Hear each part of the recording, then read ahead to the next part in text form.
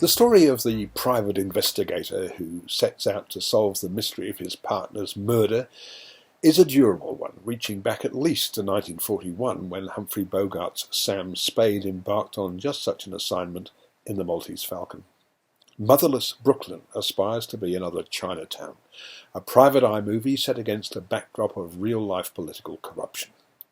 The novel on which the film is based, written by Jonathan Lethem and published in 1999, was a contemporary one, but Norton's screenplay transports the action back 40 years to 1957.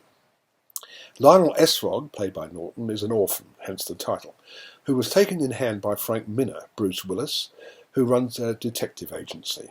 Lionel is not an obvious Seamus by any means. He suffers from Tourette syndrome and is given to uncontrolled behaviour, twitching and shouting at the most inconvenient times.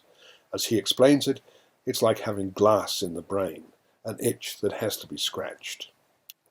Private eye movies tend to be convoluted. One of the most famous of them all, Howard Hawks' The Big Sleep, had plot elements that baffled even the film's director. Motherless Brooklyn is no exception, but as a fan of this genre of cinema, I found it enthralling even at its most wayward. Although the vintage cars seem on these mean streets to look a little bit shiny, the period atmosphere is generally beautifully created thanks to Dick Pope's cinematography and the production design of Beth Mickle.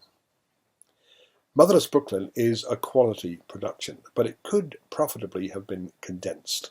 At 2 hours 20 minutes, it's longer than it needs to be.